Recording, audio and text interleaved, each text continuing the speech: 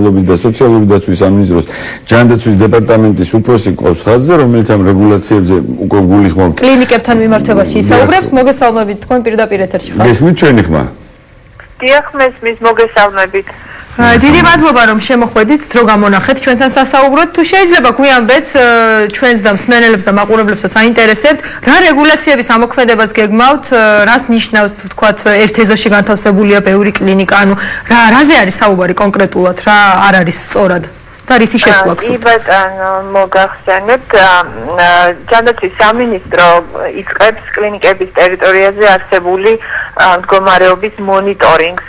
მოგახსენებათ, რომ დღევანდელი ჩვენი სამედიცინო დაწესებულებების ეზოები არ არის მთლად კარგ მდგომარეობაში და დაწესებულების ეზოები თავისი ანტისანიტარით მოსახლეობის უკმაყოფილებას იწევს, რასაც ნამდვილად აქვს საფუძველი, იმიტომ რომ ეს არის ინფექციური კონტროლის ერთ-ერთი მნიშვნელოვანი საკითხი, ნარჩენების მართვა, სამედიცინო ნარჩენების მართვა.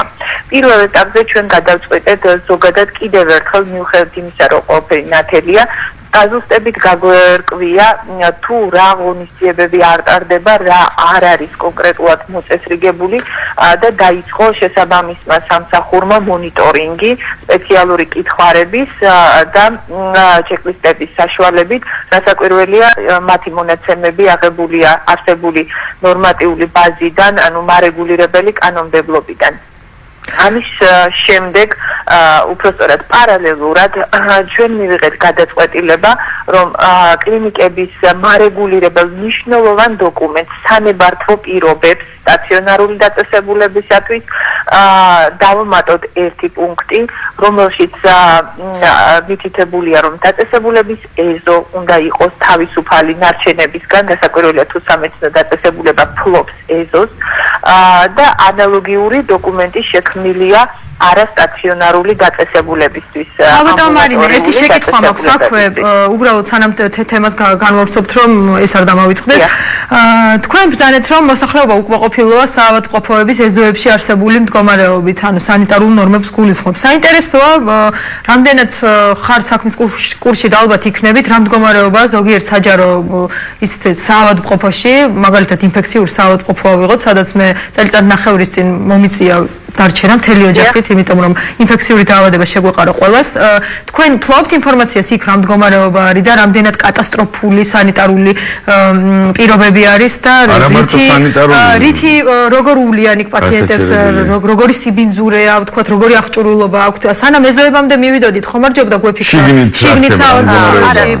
გვეფიქრა, მინდა გითხრათ, რომ სახელმწიფოს ამაზე ნაფიქრი თავისი მხრიდან აქვს, იმიტომ რომ სამედიცინო დაწესებულებების სანიბართო პირობებში კაფეოდ არის გაწერილი მოთხოვნები, რომ დაწესებულების ინფრასტრუქტურა ყველაფერი მოწესრიგებული უნდა იყოს იმისათვის, რომ უზრუნველყოფილი იყოს ჰიგიენა, დეზინფექცია. თუმცა ეს ასე არ ხდება, ხო, რეალურად, ანუ შეიძლება წერია ფურცელზე, მაგრამ არ სრულდება. სტერილიზაცია. შესაბამისი მაკონტროლებელი ორგანო არსებობს რეგულირების სააგენტო, რომელსაც აქვს სპეციალური სამმართველო, რომელიც სწავლობს და ყოველწლიურად რუტინულად ახორციელებს შერჩევითი მეთოდით გარკვეული სამედიცინო დაწესებულებების შემოწმებას სანებართო პირობებით. საკმაოდ სერიოზული ჯარიმებია დაწესებული ამ მიმართულებით. სტაციონარულ დაწესებულებებზე 10,000 ლარამდე არის ჯარიმა სალიცენზიო პირობების შემთხვევაში ლიცენზირებას ექვემდებარება შეგახსენებთ სისხლის ბანკების სასწრაფო პათანატომიური დაწესებულებები 5,000 ლარამდეა ჯარიმა, ხოლო ამბულატორიული ტიპის დაწესებულებებისთვის, რომლებიც მაღალი რისკის მატარებელ სამედიცინო საქმიანობას ეწევიან, როგორც არის ქირურგია, მიანობა, გინეკოლოგია და ასე შემდეგ, ანუ ამბულატორიულ პირობებში, მათთვის არის 1000 ლარი ჯარიმა. თქვენ თუ ფლობთ მარინა ინფორმაციას, რომელი საავადმყოფოები, რომლებიც უკვე დაჯარიმდნენ, ანუ იცით, რომელი საავადმყოფოებს შეეხოთ ვთქვათ ეს სანქცია? იცით, ზეპირად მე არ მახსოვს, მაგრამ ასეთი დაწესებულებების რაოდენობა ყოველწლიურად საკმაოდ სოლიდურია და დაზუსტებული მონაცემები მე რომ ვცოდნო და თქვენ მათ გაინტერესებოდით გამოვასწრების შესაბამის უწყებას რეგულირების სააგენტოს აქვს ყოველწლიური ანგარიში და თქვენ შეგიძლიათ იქედან ამის დაზუსტებული მონაცემების მიღება. და საინტერესოა ვთქვათ ამ საას ჯარიმის შემდეგ თუ იცვლება მდგომარეობა, ანუ პაციენტებისთვის რა ხერის კომპანიამ გადაიხადა ვთქვათ რაღაცა ჯარიმა, მაგრამ პაციენტები ისევ სანიტარულ პირობებს საშინაო მდგომარეობაში არიან რეალურად. მოგახსენებთ რომ სანებართო და სალიცენზიო პირობების შემთხვევაში წესი ასეთია კანონის მიხედვით რომ პირველადი დაჯარიმების შემდეგ თუ ის არ არის გამოსწორებული მას არ ეძლევა დაჯარიმების შემდეგ გონივრული ვადა, მისი გადამოწმება ხდება ამ გონივრული ვადის გასვლის შემდეგ და თუ არ არის პირობები გამოსწორებული, პირველადი ჯარიმის სამმაგი ოდენობით ჯარიმდება.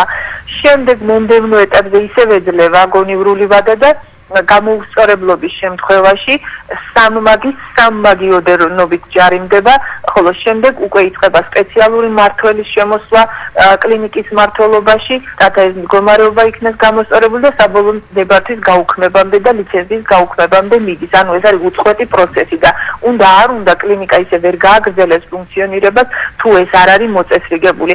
უბრალოდ საკითხი დგას შემდეგში, რომ შერჩევითი წესით ხდება ამისი ბრძანება არსებობს მინისტრის ყოველწლიურად დაწესებულებების გარკვეული რაოდენობის და მათი შემოწმება ხდება.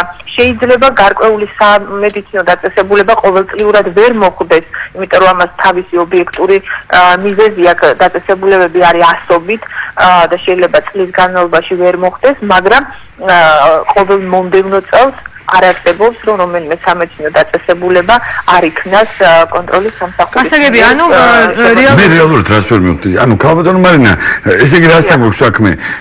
ეს დამატებითი მონიტორინგის სამსახური მხოლოდ და მხოლოდ ამ სამედიცინო ნარჩენების მონიტორინგის მიზნით კეთდება, ყალიბდება თუ მხოლოდ ეზოებისთვის? ჩვენ ამ ეტაპზე რამდენიმე მონიტორინგი დავიწყეთ ინფექციური კონტროლის კუთხით. პირველი ეს იყო სტომატოლოგიური დაწესებულებები, საზოგადოებრივი ჯანდაცვის ცენტრების საშუალებით დაავადებათა კონტროლის ეროვნულმა ცენტრმა დაიწყო სალონებისა და სილამაზის სალონების, სტატუს სალონების და ასე შემდეგ მონიტორინგი და მესამე ეტაპი ამჟამად ეს არის სამედიცინო დაწესებულებების ეზოები. ეს არის რამდენიმე ნაკადად მიმავალი ჯერ მონიტორინგი. რასაკვირველია, კონტროლი არ შეჩერებულა და კონტროლის პროცესები თავისი ჩვეული რუტინული გზით გაგრძელდება, ისევე როგორც ყოველწლიურად არის დაგეგმილი და როგორც კანონი გვავალდებულებს, ასე რომ ჩვენ ჩვეულებრივ სამუშაო პროცესში ვართ. დიდი მადლობა ქალბატონი მარინა დარახველიძე, შრომის ჯანმრთელობის და სოციალური დაცვის ჯანმრთელობის დეპარტამენტის უფროსი გყავდა სატელეფონო ხაზზე. კარგი არის, რა თქმა უნდა.